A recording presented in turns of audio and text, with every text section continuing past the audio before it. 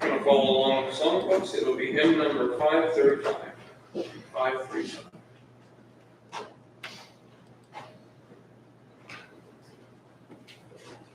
Let's sing.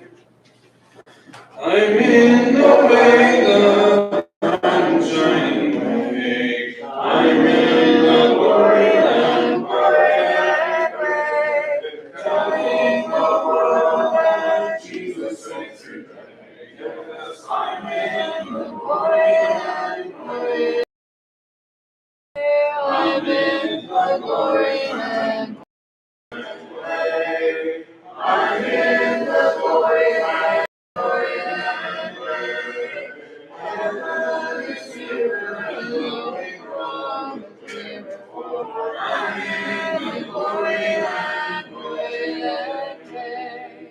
let's hear the call, the gospel call today.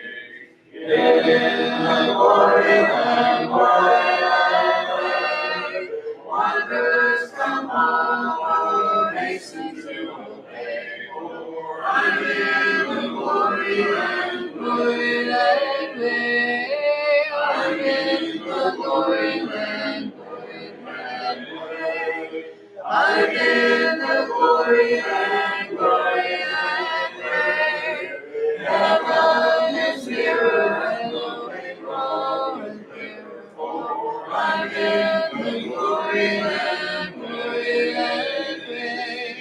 Onward I go, rejoicing in His love. I'm in the glory and glory. Soon I shall see Him in the home above. Oh, I'm in the glory and glory. I'm in the glory and glory. I'm in the glory and glory. Heaven is nearer and the way grows clearer. For I'm in the glory and glory.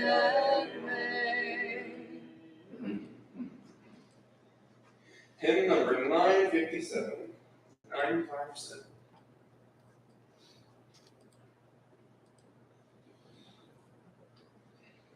Listening. This world is not my home, I'm just a passing through. My treasures are laid up somewhere beyond the blue. The angels beckon me from heaven's open door, and I can't let home in this world anymore. Oh Lord, you know I have no friend like you. Heaven's not my home, then Lord, what will I do? The angels beckon me from heaven's open door, and I can't feel at home in this world anymore. They're all expecting me, and that's one thing I know. My Savior pardoned me, and now I onward go. I know He'll take me through, though I am weak and poor, and I can't feel at home in this world anymore. Oh Lord, you know I have no friend like you. If heaven's not my home, then Lord, what will I do? The angels beckon me from heaven's open door, and I can't feel at home in this world anymore. Just up in glory land we'll live eternally. The saints on every hand are shouting victory. Their song of sweetest praise drifts back from heaven's shore, and I can't feel at home in this world anymore. Oh Lord, you know I have no friend like you. If heaven's not my home, then Lord, what will I do? The angels beckon smiling from heaven's open door, and I can't feel like home in this world anymore. The song after the lesson will be hymn number 464. 464.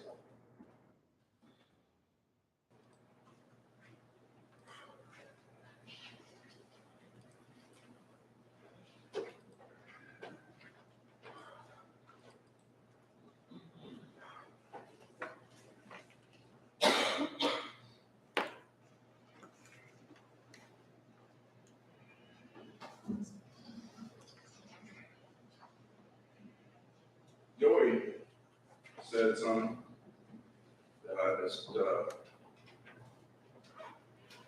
want to comment on, and please don't take this the wrong way. It is perplexing when we see children being sick. And we do have to remember that God sees more than we do. In 1 Kings chapter 14, Jeroboam sends his wife to the prophet to see if his son shall live. And God tells her that he will die and says, because I find something good in him now. So it's hard sometimes, but when we see children sick, and especially with death-threatening sickness, we know they have a place to go to without any fear of losing their soul. And it's not a lot of comfort, because we don't want to see that child lose their life. But it is a little. It's something that we can hold on to. And I already told Wendy I had something to say, and I don't want to take it the wrong way. I'm not saying this child is going to turn out the wrong way or not. I don't know what his future holds, but God knows. And we pray that she gets better, but if by chance she don't. And, you know,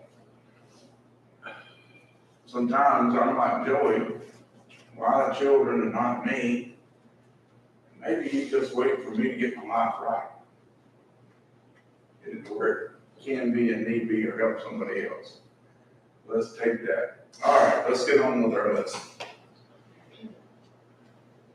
A few verses here. I say Exodus 28, but it's actually through 11. Starts out, remember the Sabbath day to keep it holy.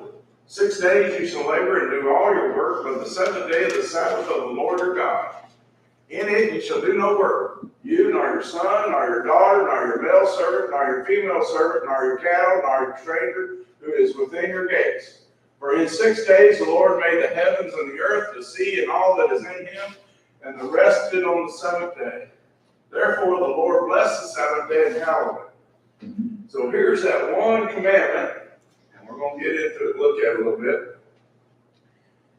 The ones that we have before and after it are things that are inherently sinful.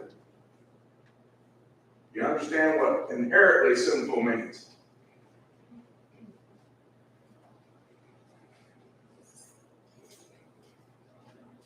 Nobody? It means it was sinful whether it was part of the covenant or not. If you lived in a patriarchal dispensation, those are the Gentiles outside of the covenant with Moses. There are things such as murder and stealing and theft, taking the Lord's name in vain, making graven images to the Lord. All these things that we look, they are inherently sinful. Period. This one is only sinful because God made the command. Do we understand that point? Because this does not apply to anyone except those under the covenant with Moses. So it is something that we need to consider and take the principle for. What does it mean to keep it holy? Keep it godly? Set apart for God. Set apart for God. Both set apart, godly, sacred. Okay? Can we take something too far that we're to keep sacred? We'll get there in a moment. So let's look at it in the wilderness. That's the easy one. Because what is set forth in the wilderness is set forth throughout the law of Moses, the time of the law of Moses. Think about it here in Exodus 16:25-30. Then Moses said, eat that today. This is where they were gathering the manna. For today is a Sabbath to the Lord. Today you will not find in the field. So eat the extra you picked up yesterday. 6 days you shall gather it, but on the seventh day, which is the Sabbath, there will be none. Now it happened that some of the people went out on the seventh day together, but they found none. Okay? What was the problem? Wasn't listening, wasn't obeying. Wasn't listening, wasn't obeying. Ron, what did you say? I said they weren't listening. They weren't listening. There is an attitude problem. Attitude is God said something, but we're going out there to get some in. And it may be that some of them didn't gather twice as much on the previous day. And still, that's not listening. It's a lack of belief. Notice, and the Lord said to Moses, how long do you refuse to keep my commandments and my laws? Now, what did Moses do?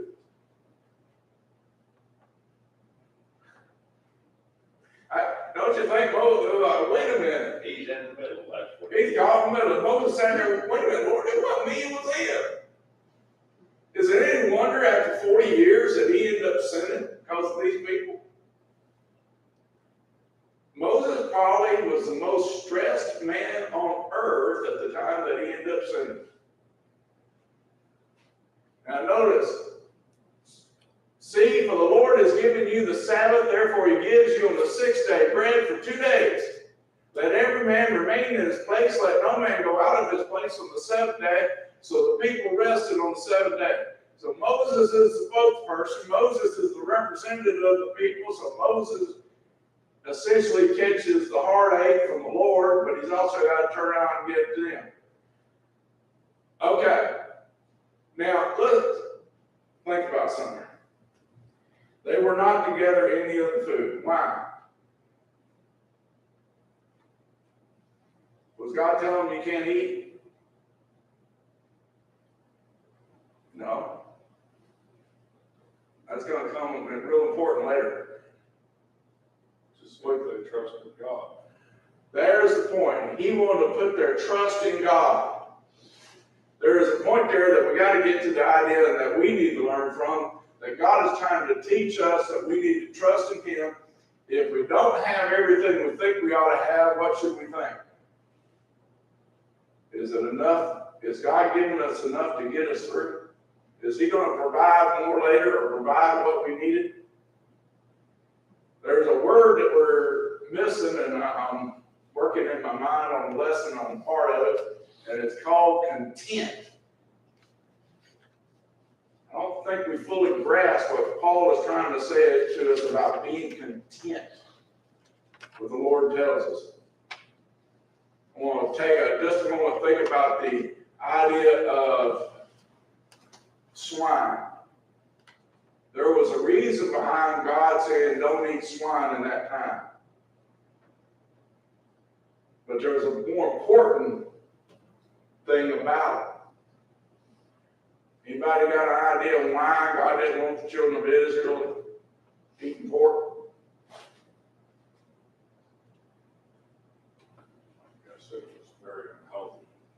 There you go.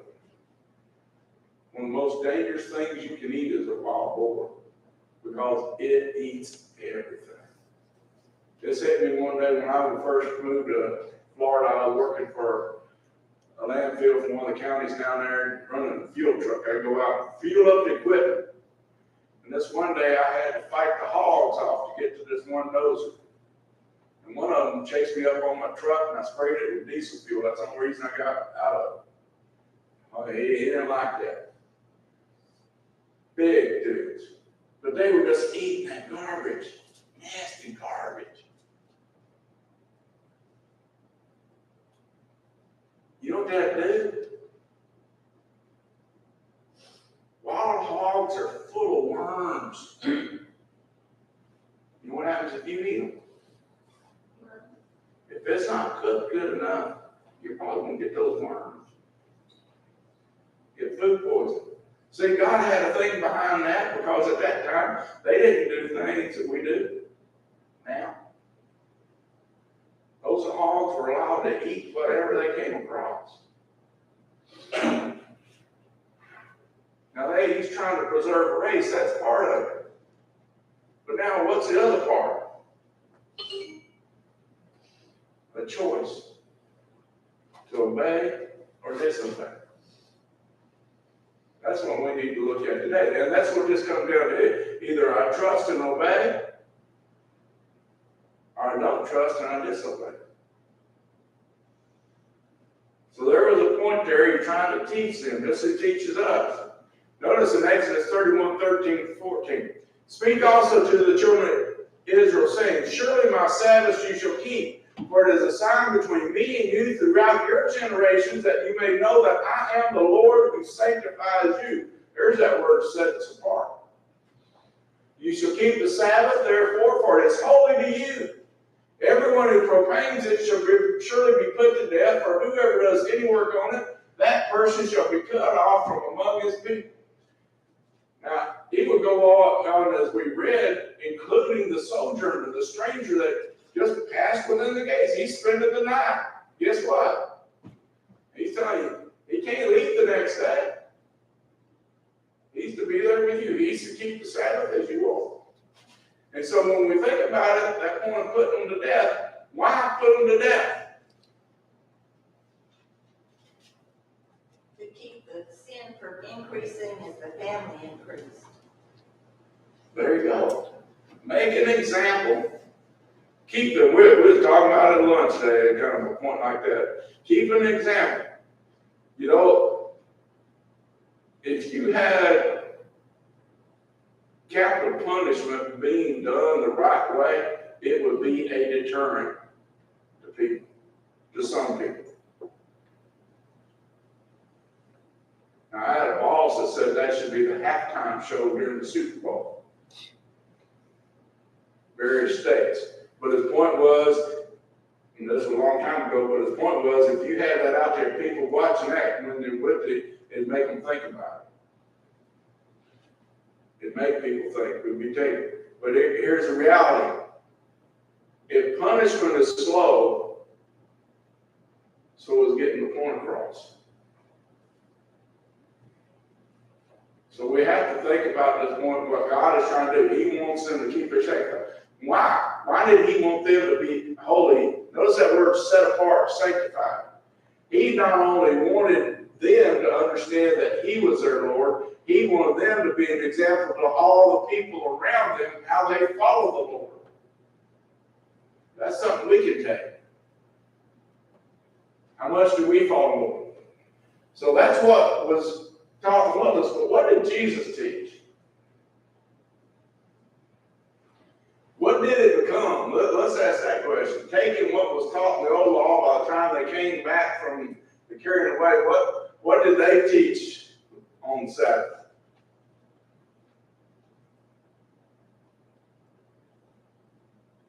They had a litany of restrictions associated with the Sabbath that they had. Yeah, they had a week-long restriction.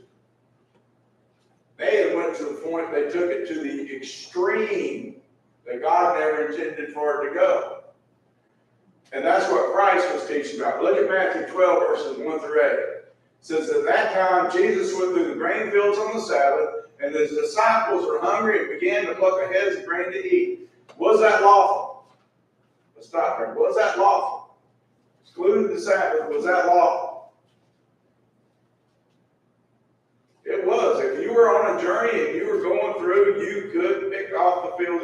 You couldn't gather and steal it to take it home with you, but you could eat enough of your consumption to keep you straight. That was part of the law. You were not to withhold it. So that part was lawful. But notice what is not lawful to do on the Sabbath. Why did they call it not lawful? It wasn't lawful according to their law, not Right. God's law. They considered it work. They considered it work. See, here's the thing. Let's say one. You're on a journey. Let's take the Sabbath with it. When they gathered up that manna, they had enough manna for the previous day, did they not? And there was a length of a journey that you could take on a Sabbath. They called it a Sabbath day journey. It was 1/3 of what you could travel normally. Okay? So if you're in that traveling, you didn't necessarily have to take provisions. Why? Because if you went through somewhere you were hungry and you ate. Here's the question. If they gathered manna on the previous day, when did they eat it? On the Sabbath. On the Sabbath. It wasn't unlawful to eat. So it wasn't unlawful to eat on the Sabbath. They're actually taking it because they're picking up and eating as if they're harvesting and taking what is lawful and making it unlawful. Now notice what the Lord says. And when the Pharisees saw it, they said to him, look, your disciples doing what is not lawful to do on the Sabbath, only according to them. But he said to them, have you not read what David did when he was hungry?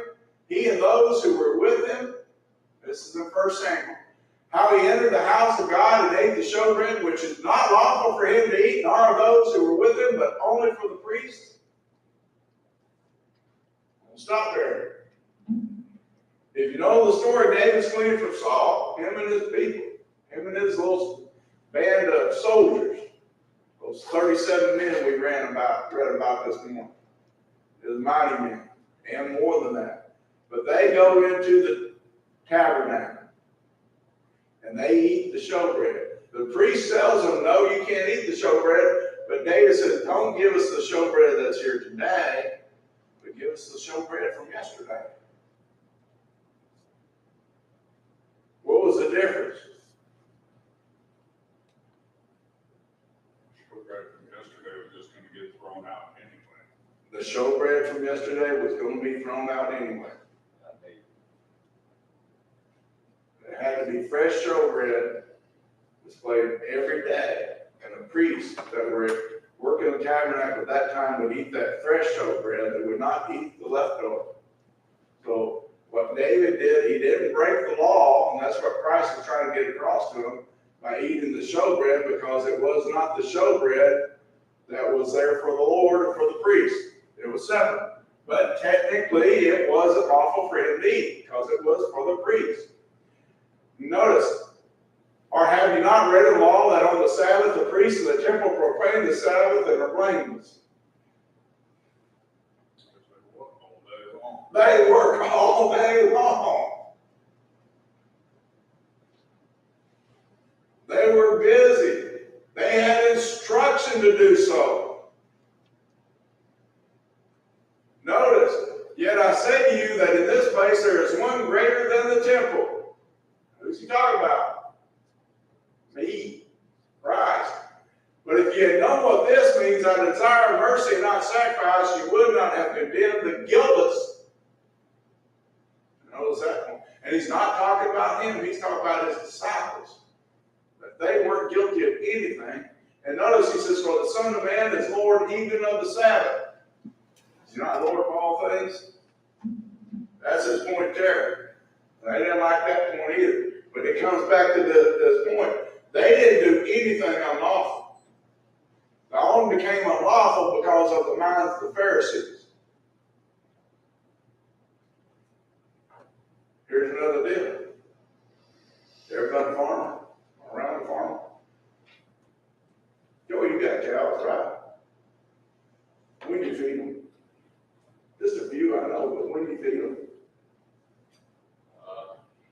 In the winter, every day. In the winter, every day. What day does that include? Well, it includes something. Include that. Do you think it was any different 4,000 or 5,000 years ago? 3,000, 2,000? Think it was any different? You just Sabbath. I'm not gonna use the ox, but the sheep, and that ties in. Ron, Jesus made the point, if your ox falls in the ditch on the Sabbath, do you not go get him out? Do you not feed them that have to be fed? Okay? Things continue. How about milk cows? You think they stop milking them? Or the goats? I didn't know this till we moved to Kentucky, and then we went to visit this guy on a dairy farm at 3 o'clock in the afternoon. And here's all these cows walking to the barn. About 300 of them, just all alike, headed to the barn. You know what they wanted? They wanted to be milked. They were coming, they had been milked that morning, they were coming back to be milked that night. See, some things you can't just leave undone. And that's what the Lord is saying here. Somebody's hungry, why would you not feed them? Here's a big question. Is it better to do good or evil? And that comes on. Now it says, now when he departed from there, he went into their synagogue. Now, I would say, and I agree with it, this is not the same Sabbath, it's a different Sabbath. But he's talking about when he had departed from that area, he went into a synagogue. And notice, behold, there was a man who had a withered hand, and they had asked him, saying, is it lawful to heal on the Sabbath? That they might accuse him. That's their attitude. Here's the question, but we're fixing to apply this to something. Is it lawful?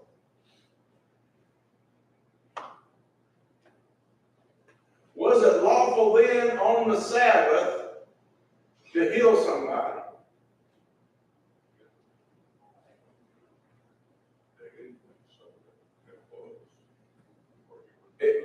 Well, we're fixing to show that he did it and to show that it was. But here's the point of it. I guarantee you, if any of them had somebody sick at home, they took care of them, did they not? Notice what Jesus said. Then he said to them, what man is there among you that has one sheep, and if it falls into a pit on the Sabbath, will not lay hold of it and lift it out? Of how much value, more value then is a man than a sheep? Therefore, it is lawful to do good on the Sabbath. That comes back to that mercy versus sacrifice. What's the difference between mercy and sacrifice?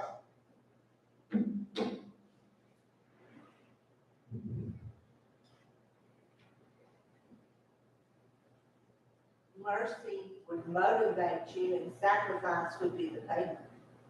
Mercy would motivate you, sacrifice would be paid. God desires mercy more than sacrifice. God uses, compassion. But God used the sacrifice so that he could provide mercy. In reality, what he really wanted to do was be merciful. The sacrifice was just the way in which a person achieved the mercy, came to him for the mercy. Then he said to the man, stretch out your hand, and he stretched it out, and it was restored as whole as the other. Okay? So, why not? Why not heal? Why would we stop doing certain things just because of a certain day of the week? I want to think about that. In Mark 2:27, in the same context, he says, the Sabbath was made for man and not man for the Sabbath. Now, grab a hold of that. It really wasn't made for God's benefit, it was made for man's. Why? Why did God want man to see the Sabbath as important in that time? Teach obedience. Teach obedience? Well, he wanted us, you had up there in the title, remember the Sabbath, and there was a reason to remember the Sabbath. Simply, he took them out of Egypt, They were in bondage. And he wanted them to remember that. One of the Sabbaths was the Passover. He wanted to remember what he had done for him. He wanted the man to realize God is the creator. And that they need to take the time to reflect upon God. That was the point of the Sabbath. They were to take that day and reflect upon God. And obviously, when you look at these people in their history and you go all the way back through, if it wasn't a command, what would they have done? They'd have worked 24/7 without thinking and reflecting on God as a people. Look at how hard it was in the wilderness to get them to reflect on God, and they were totally dependent upon God. That's a lesson we should get out of that. Look here at John 7:22-23. Moses therefore gave you circumcision, not that it is from Moses, but from the fathers. And you circumcise a man on the Sabbath. If a man receives circumcision on the Sabbath so that the law of Moses should not be broken, are you angry with me because I made a man completely well on the Sabbath? What's the difference? See, Jesus is trying to point out, y'all do the very same thing I did. You're trying to keep the law. You're looking at two parts of the law. Which one do we keep? What about love your neighbor? Do you not? That's the point that he's saying right there. Is love your neighbor not more important than circumcision? It's not more important than the Sabbath? Because that's exactly what's happening when you help heal somebody. Is that not loving your neighbor?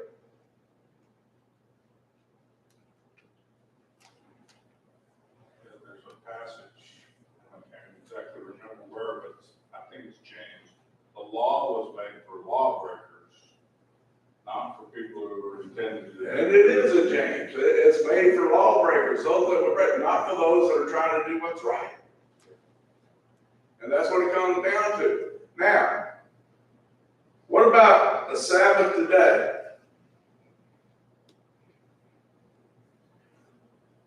What day was the Sabbath? The Sabbath, wasn't it? The seventh day. Saturday. What day is the Lord's Day on? Sunday. The first day. What does that do to the Sabbath? Well, let's look at Colossians 2:13-17. Huh? Makes Friday and Saturday the weekend. Makes Friday and Saturday the weekend. Get out all kinds Most of us end up working at home on Saturday. And you being dead in your trespasses and the uncircumcision of the flesh, he has made alive together with him, having forgiven you all trespasses, having wiped out the handwriting of requirements that was against us, which was contrary to us, and he has taken it out of the way, having nailed it to the cross. What handwriting of requirements is he talking about? The old law. It would actually include the patriarchal law, because even though it wasn't written like the law of Moses, it was a law that was contrary because nobody could keep it perfectly, which would include the Sabbath. Having disarmed principalities and powers, he made a public spectacle of them, triumphing over them in it. Now notice what he says here. So let no one judge you in food or in drink or regarding a festival or a new moon or Sabbath, which are a shadow of things to come, but the substance is of Christ. I want to ask you one question. When did Paul write this? Or where was Paul when he wrote this? In jail. Why was he in jail? For preaching the truth. But how did he get arrested? Let's take it all the way back. How did he end up in jail?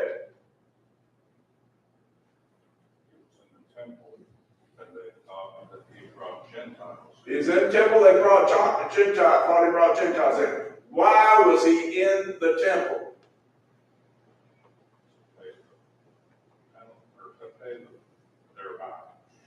To help those men that kept the vow, to show that he was a keeper of the law.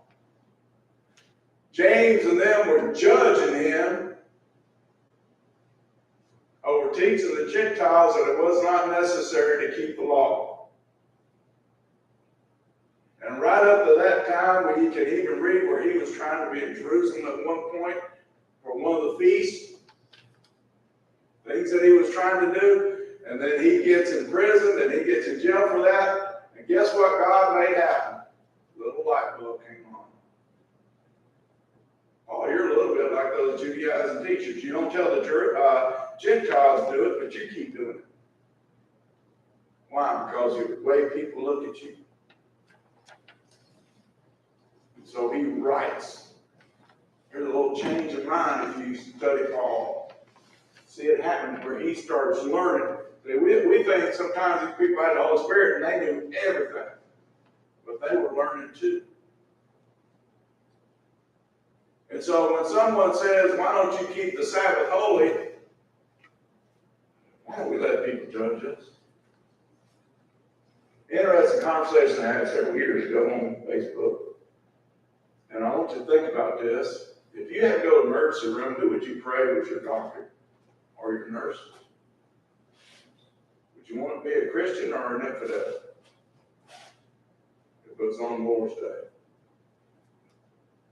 Which would you prefer? The fireman coming to put out your fire. Wouldn't you hope that it'd be a Christian, somebody cared about people? And I know some people thinking, what are you doing? A few years ago, several years ago, probably about 10 years ago, I used to be part of these preacher pages on Facebook, not anymore. Got tired of some of the stupidity. And I'm talking about Church of Christ preaching. And there was this poor guy who was being accused of giving up his faith for his job. Because his job required him about 2 out of 4 Sundays of the month to be at work.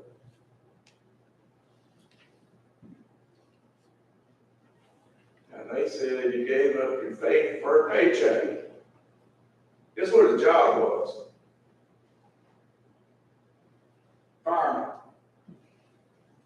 Fireman. So then I started asking questions. I said, what do you do on the Lord's Day if there's a fire? He says, I go fight the fire. What do you do on the Lord's Day if there's not a fire in the firehouse? He says, me and some of the other firemen who are not members of the church, we have a Bible study. We worship, we sing, And as I pointed out, he's probably doing more on his time on the Lord's Day than those preachers were, other than being in the pulpit.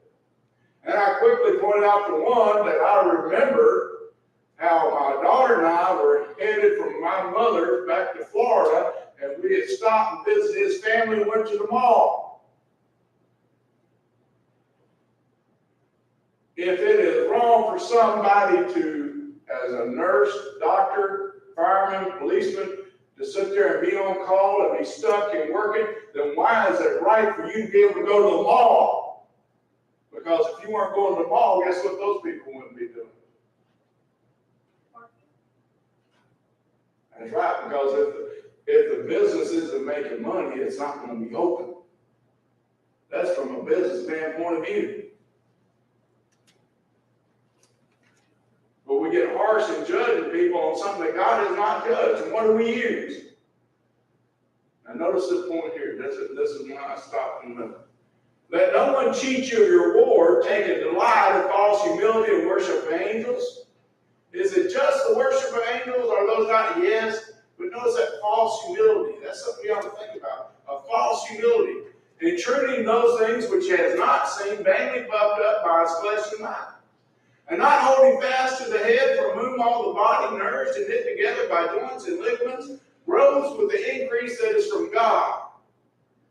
Therefore, if you die with Christ from the basic principle world, why, as though living in the world, do you subject yourselves to regulations?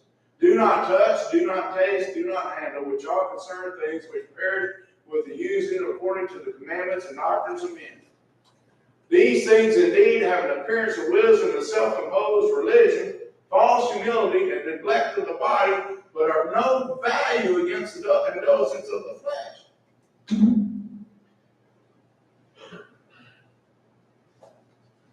Think what God is telling us.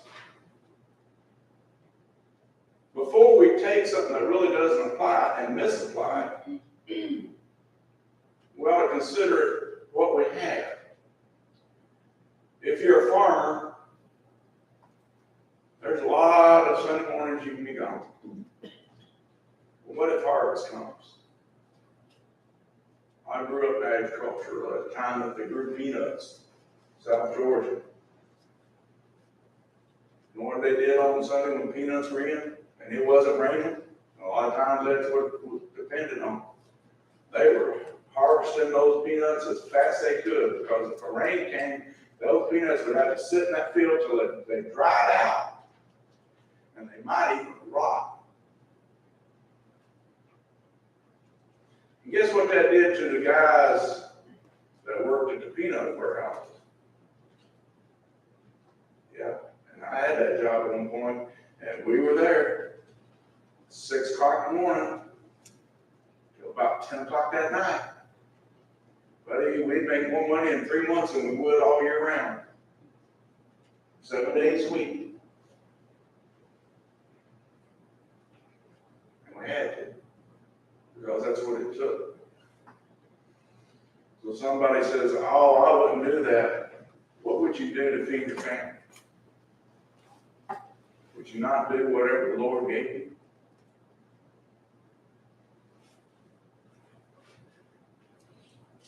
Just before I went to preaching school, there was a man who kept complaining and saying the reason he wasn't at services on Sunday was because of his job.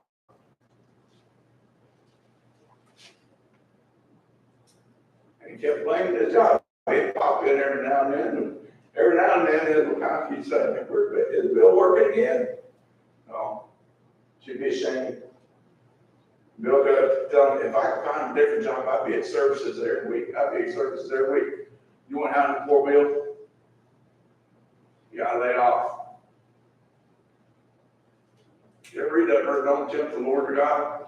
Don't be blaming work for something you're not doing and then saying, but if I could ever find a job. Okay, now you got to work, Bill. Where's your excuse now? I'm going to tell you the truth. There's a lot of people in my congregation that haven't had much sympathy for Bill, because they knew what Bill had been saying, what Bill had been doing. Blaming the job when he really was sitting at home sometimes. Sometimes he was having to go into work. Sometimes it wasn't. Careful how we judge others. The exceptions seem to be based on the person's intent. Hezekiah celebrated the Passover when the Passover was supposed to be done, but there were some people that weren't able to make it there in time to do that, and so he asked the Lord, can we do it a month later?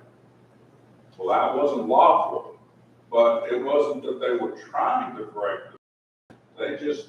It just didn't work out well, so he allowed him to violate what looked like a violation of the law in order to keep the law. And the thing of it is, what was the intent?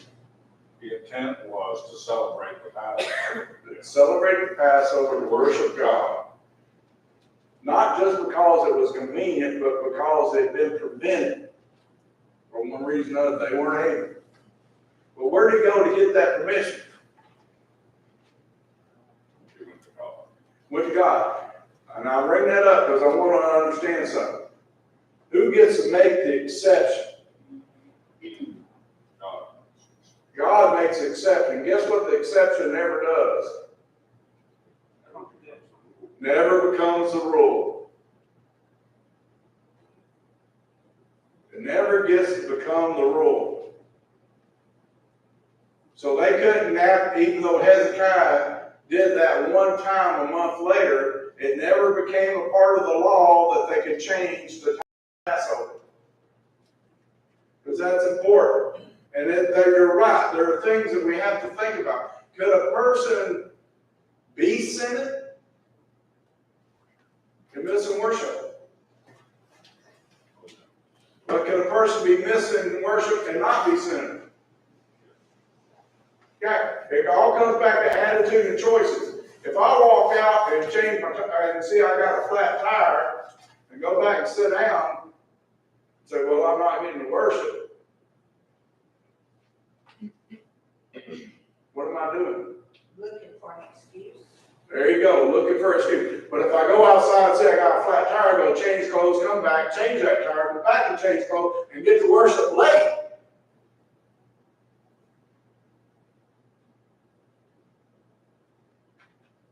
what am I doing? The best you can. There you go. That's what I look for, the best I can. And that's the thing that we should remember. Here's the point I want to make real quick. Just hold with me on these verses. Because here's the Lord's Supper. Most assuredly I say to you, he who believes in me has everlasting life. I am the bread of life. Your fathers ate the manna in the wilderness and are dead. This is the bread which comes down from heaven, that one may eat of it and not die. I am the living bread which came down from heaven. If anyone eats of this bread, he will live forever. And the bread that I shall give is my flesh, which I shall give for the life of the world. The Jews therefore quarreled among them, saying, how can this man give his flesh to eat? Then Jesus said to them, most assuredly I say to you, unless you eat the flesh of the Son of Man and drink his blood, you have no life in you. Now what is he talking about here? He's talking about keeping the Lord's Supper. He's talking about a future tense. Not that it literally comes as bread and blood, but that point. Understanding what that means. Whoever eats my flesh and drinks my blood has eternal life, and I will raise him up in the last day. For my flesh is food indeed, my blood is drink indeed. He who eats my flesh and drinks my blood abides in me, and I in him. As the living Father sent me, and I live because of Father, so he who feeds on me will live because of me. This is the bread which came down from heaven, not as your fathers ate the manna and are dead. He who eats this bread will live forever. These things he said in the synagogue as he taught in Capernaum. So here's the point. What about the Lord's Supper?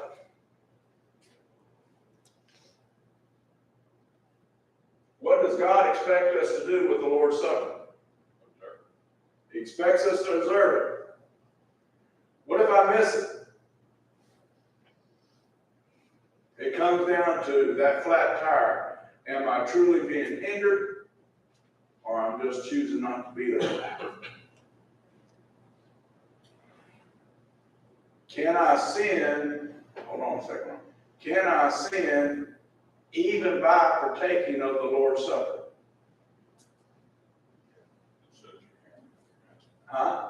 It says you can. It says I can. 1 Corinthians 11. We looked at that this morning. If I'm not taking it in the right frame of mind, I would be better off passing it over to the next person and not taking it.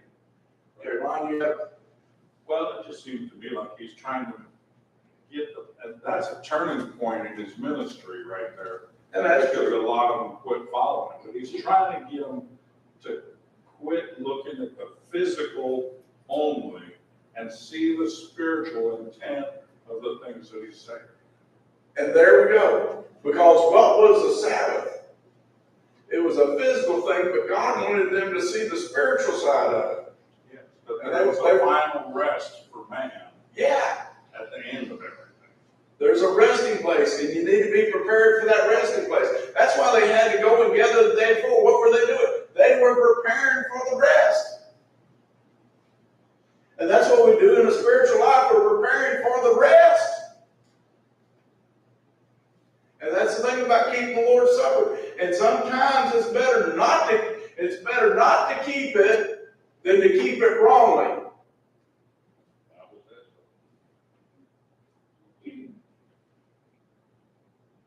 But what about working on the Sabbath, on the Lord's Day?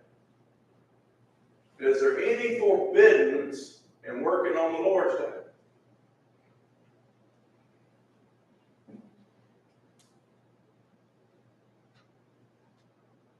We encourage to worship, Hebrews 10:25. Well, hold on, I'm fixing to get there. We are encouraged to worship. Well, can I work and still worship? Think about that term. What I'm trying to get to. Here's what Joey brought up, our last text. Let us hold fast, confess our hope without wavering, for he who promised is faithful. And let us consider one another in order to stir up love and good works, not forsaking the assembly of ourselves together, as in the manner of some, but exhorting one another, and so much the more as you see the day approaching.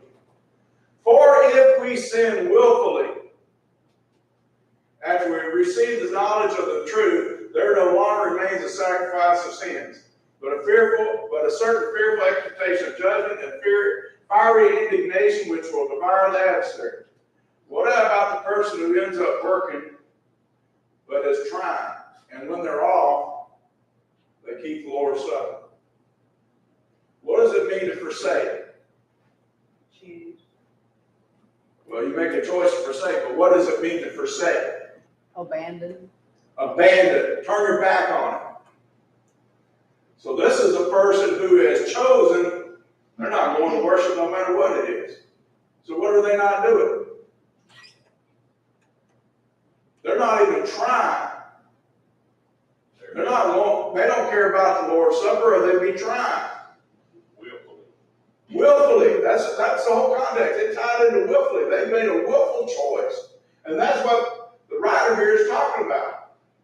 Now, the other thing of it is, if you get to miss it enough, what's going to happen? It's going to be, y'all remember COVID? I think we still got people watching Facebook just because they like to watch Facebook. Some people are doing things because they're truly sincere in what they're doing, and then there's others that are making a choice. Yeah, those kind of things will probably be decided on an individual basis. Well, that's my point there. You can show up at the worship, you can show up at the building and still be forsaken. There you go. You can just be going through the motions. Yeah. And if you're just going through the motions, in fact, that's exactly what Paul was talking about in 1 Corinthians 11. The warning was the people that are going through the motions rather than discerning. That's the difference between discerning the Lord's Supper and just keeping the Lord's Supper. It's Gerald? a mindset, I suppose you might say. It is a mindset. And it's, I have acquaintances that I'm a Christian, and they're happy with that, but they show no evidence at all. yeah. But the thing of it is, what God's trying to get us across to it, and Ron's got it right too, it's an individual. I can't say everybody that's not here on Sunday is sinning, that they've forsaken the sin.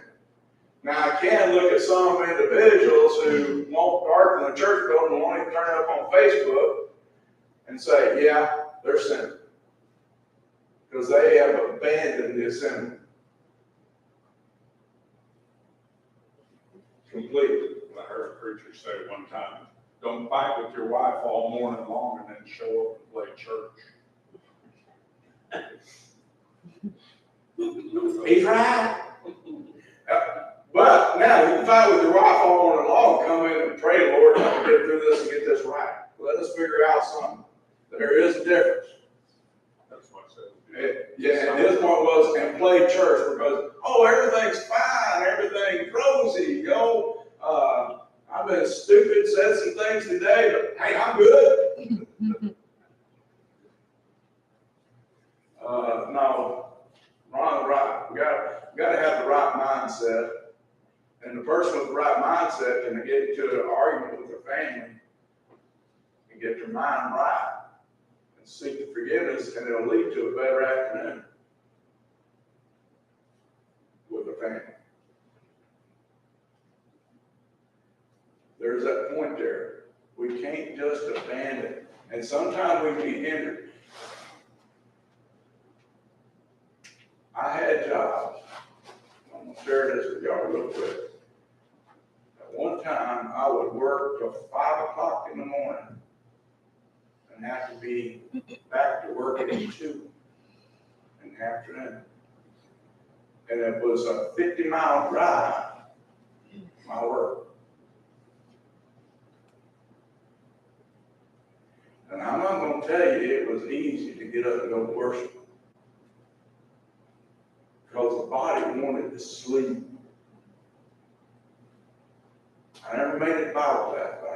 troublemakers worship.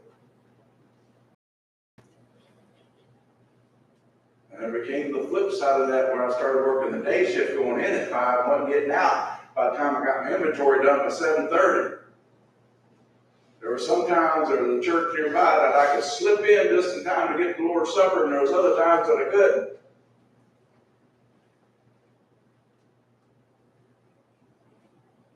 So before we do like the Pharisees and say,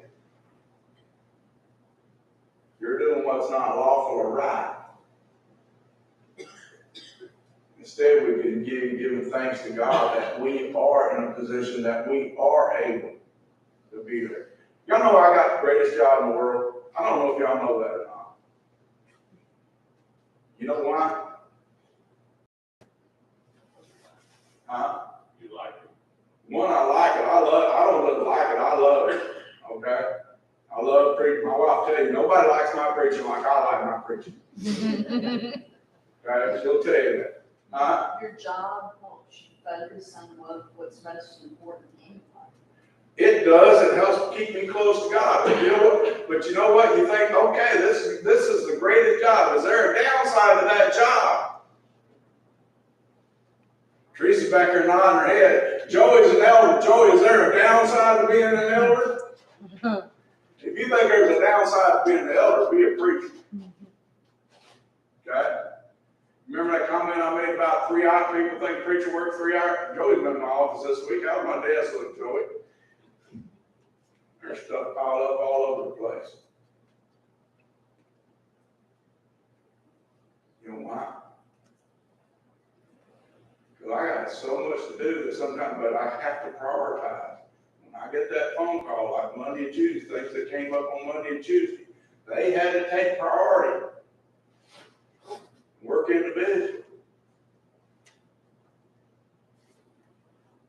But you know what the Lord always does? He always gives me enough time to get these things done no matter what else I do.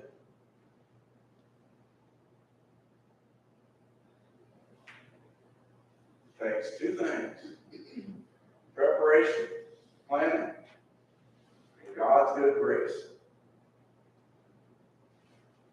That's the truth of it. Monday morning, first phone call I got, 7 o'clock in the morning. Guy on the other end says, I'm sitting here enjoying my coffee on my day off. I said, yeah, how long that's going to last? He goes, well, all about 5 minutes since you're on the phone. And then we went into the discussion we need to have down in Florida. Not only did it put him to work, guess what it did to me? He's the reason I got all them books out.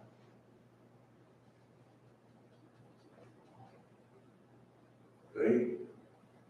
Careful what you ask for. You might get it. Okay? Invitation song.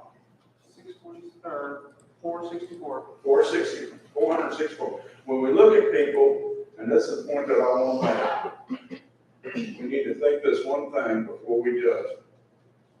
Except for the grace of God, there goeth I. Let us stand and sing.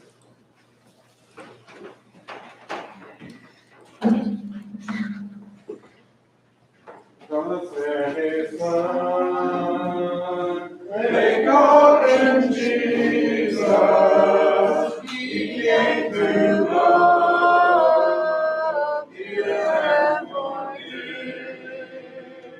He lived and died to find my pardon, and empty grave is there to prove my Savior lives. Because He lives, I'm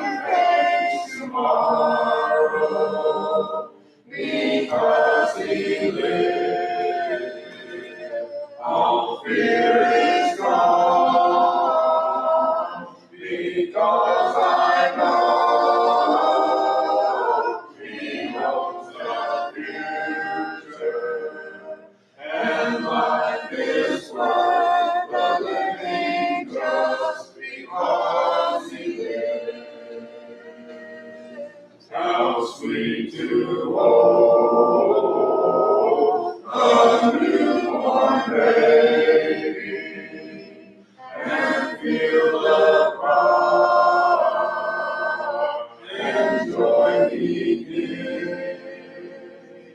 But greater still,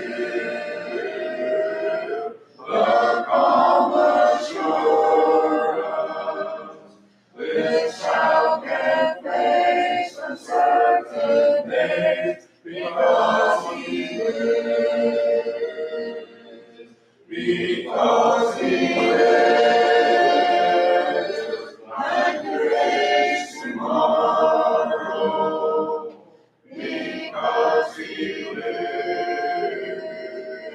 All fear is gone,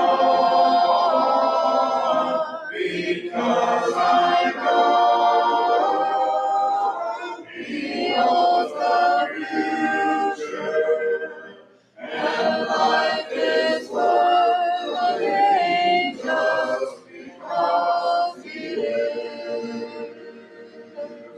And then one day I'll cross the river,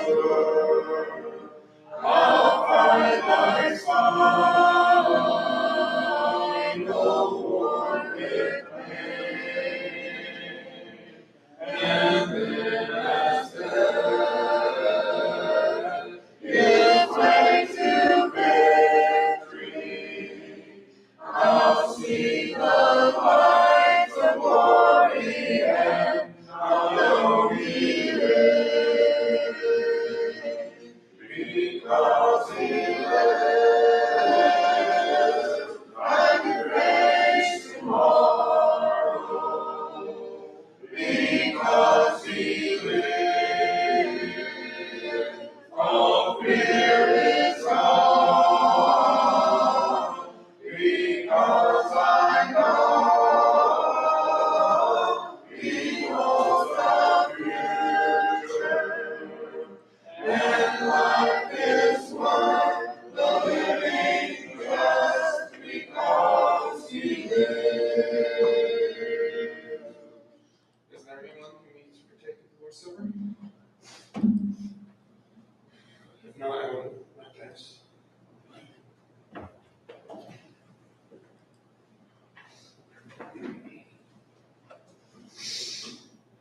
Because he lives, we know, Almighty God, that